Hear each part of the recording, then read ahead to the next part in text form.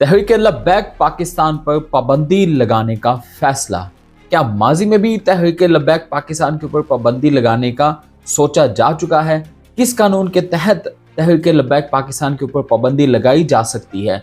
क्या अगर टीएलपी के ऊपर पाबंदी लग गई तो वो कोई उसके खिलाफ कार्रवाई कर सकती है? टीएलपी की बतौर तंजीम जो है वो पाकिस्तान की मौजूदगी कैसी है? दोस्तों, पाकिस्तान और इसराइल के मामलात को लेकर पाकिस्तान में इस वक्त बहुत सेंसिटिव मैटर्स चल रहे हैं और उसी मैटर को लेकर तहरीक लब्बैक पाकिस्तान सड़कों के ऊपर आई और रियासत को ऐसा लगा कि तहरीक लब्बैक पाकिस्तान जो है वो मुल्क के अमन व अमान को ख़राब करने के लिए ऐसे मामलात कर रहे हैं।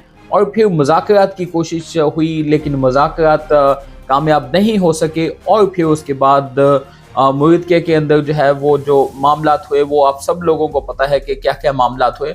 और उसके बाद अभी जो है जी तहरीक लब्बैक पाकिस्तान को जो है जी वो बैन करने के बारे में सोचा जा रहा है और उसके ऊपर पाबंदी लगाने के बारे में सोचा जा रहा है। और ताहाल जो है दोनों भाई साद रिजवी और अंस रिजवी जो हैं उनका पता नहीं है कि वो कहाँ पे हैं, कि मतलब कौन उठा के ले गया या फिर कहाँ पे गायब हो गए, अभी तक पता नहीं है। लेकिन मामला यह है कि पाकिस्तान में सूबा पंजाब की हुकूमत ने फैसला किया है कि रियासत की रिट और कानून की बालादस्ती कायम करने के लिए वफाकी हुकूमत से तहरीक लब्बैक पाकिस्तान यानी कि टीएलपी पर पाबंदी आयद करने की सिफारिश की जाएगी।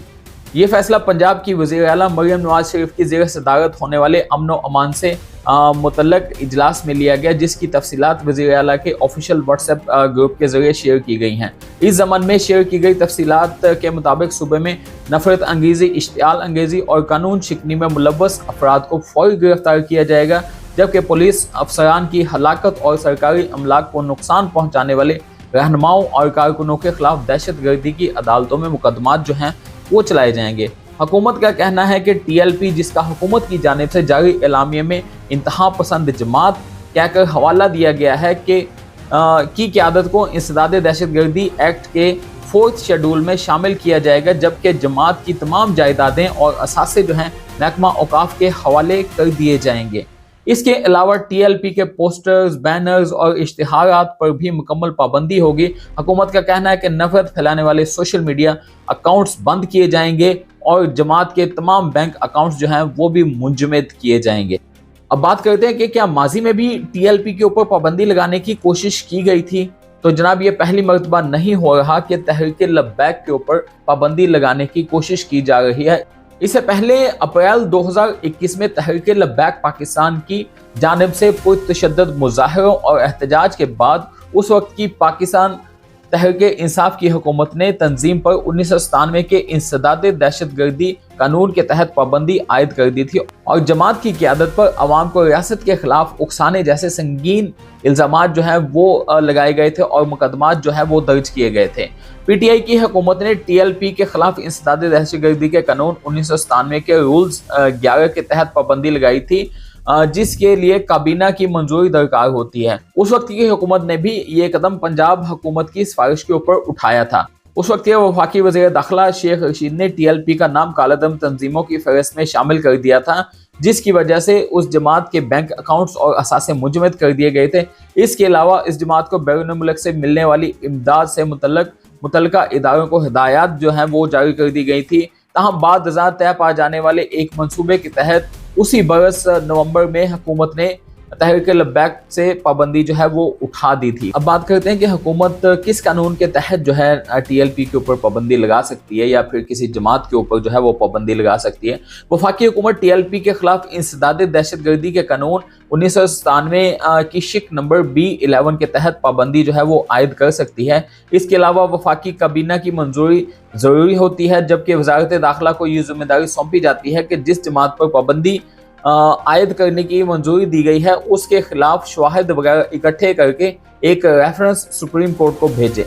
वफाक की जानिब से रेफरेंस मिलने की सूरत में सुप्रीम कोर्ट को 1 माह के अंदर अंदर उस रेफरेंस के बारे में अपना फैसला जो है वो सुनाना होता है। जब किसी जमात या तंजीम पर पाबंदी आयद की जाती है तो उसे 1st शेड्यूल की फहरिस्त में शामिल किया जाता है और फहरिस्त में शामिल तंजीम के तमाम सियासी दफातर जो है वो सील कर दिए जाते हैं और उनमें मौजूद तमाम ऑफिस रिकॉर्ड और मौजूद उसका जो मवाद है उसको भी जब्त कर लिया जाता है। इसके अलावा तंजीम के तमाम माली असासे वो भी मुंजमद कर दिए जाते हैं। तंजीम को इलेक्शन या किसी और सियासी सरगर्मी में हिस्सा लेने की इजाज़त नहीं होती और ना ही ये तंजीम किसी फलाही या मजहबी मकासद के लिए माली इमदाद इकट्ठा कर सकती है। इसके अलावा मीडिया तंजीम या कोई भी शख्स जो कालेदम तंजीम के पैगाम को फैलाने की कोशिश करेगा या फिर उसमें मदद फराहम करेगा, उसके खिलाफ भी कार्रवाई की जा सकती है। इसके अलावा पॉलिटिकल पार्टी एक्ट सन 2017 में भी किसी सियासी जमात पर पाबंदी लगाने का तरीकाकार वज़ा किया गया है।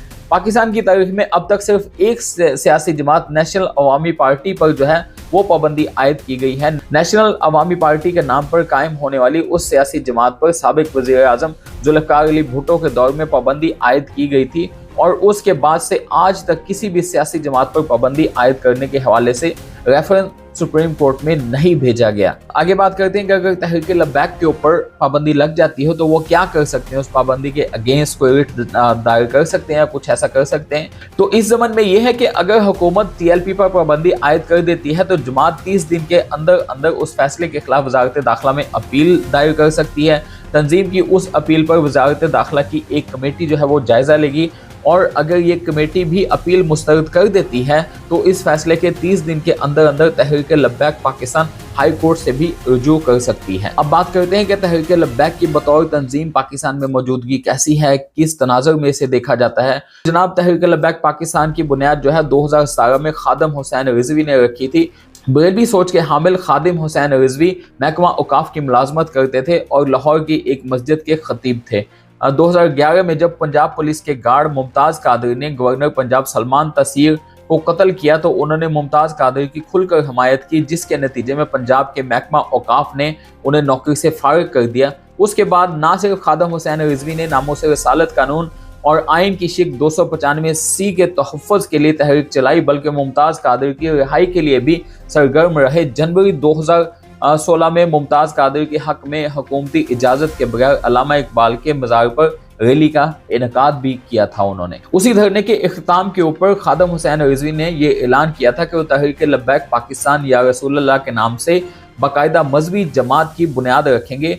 अभी इलेक्शन कमीशन की जानिब से तहरीक लब्बैक पाकिस्तान को बतौर सियासी जमात रजिस्टर भी नहीं किया गया था कि साबिक वज़ीर आज़म नवाज शरीफ की नाअहली के बाद खाली होने वाली NA 120 की नशिस्त पर जब ज़मनी इलेक्शन सितंबर 2017 में हुए तो जमात के हमायत याफ्ता आज़ाद उम्मीदवार शेख अजहर हुसैन रिजवी ने इंतखाबात में हिस्सा लिया और 7130 वोट हासिल किए, जो जमात इस्लामी और पीपल्स पार्टी के उम्मीदवारों से भी ज्यादा थे। उसके बाद तहरीक लब्बैक ने मौलाना खादिम रिजवी की क़यादत में उस वक्त के वज़ीर कानून जाहिद हामिद और इलेक्शन एक्ट 2017 में मुजवज़ा तरमीम के खिलाफ इस्लामाबाद का एक बार फिर रुख किया और नवंबर 2017 में रावलपिंडी और इस्लामाबाद के संगम फैजाबाद पर रसालत के कानून में तरमीम के खिलाफ एक तवील लेकिन बज़ाहिर कामयाब धरना दिया, जिसने ना सिर्फ खादिम हुसैन रिजवी बल्कि तहरीक लब्बैक पाकिस्तान की शोहरत में बेहद इजाफा किया। उस धरने के नतीजे में वज़ीर कानून को इस्तीफ़ा देना पड़ा और हुकूमत ने पहली बार TLP के साथ उनके मुतालबात को तस्लीम करते हुए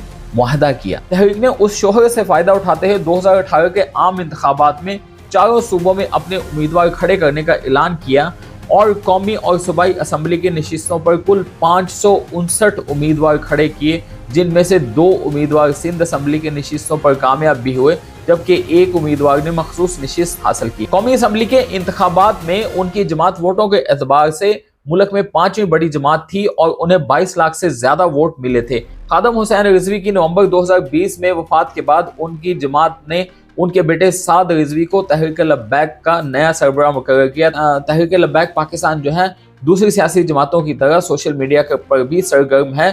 तहरीक लब्बैक के सरबराह खादिम हुसैन रिजवी का ट्विटर अकाउंट, जिस पर लाखों फॉलोअर्स मौजूद थे, हुकूमत पाकिस्तान की शिकायत पर बंद कर दिया गया था, लेकिन तंजीम के फेसबुक और ट्विटर पर अब भी मुतअद्दिद अकाउंट्स और पेजेस जो हैं वो मौजूद हैं, जबकि यूट्यूब पर 2 ऑफिशियल चैनल्स हैं जिनके 12,000 से जायद फॉलोअर्स हैं। इन सोशल मीडिया अकाउंट्स के जरिए तंजीम ना सिर्फ आवाम को एहतजाजी धरनों के लिए हरकत में लाती है, बल्कि ये तंजीम का नज़रिया आम करने और उसके लिए इमदाद इकट्ठी करने का भी अहम जरिया है। दोस्तों, आपका तहरीक लब्बैक पाकिस्तान और हुकूमत के इस स्टांस के बारे में क्या नज़रिया है, आपका क्या स्टांस है, कमेंट्स में लाजमी मेंशन कीजिएगा। Thank you very much.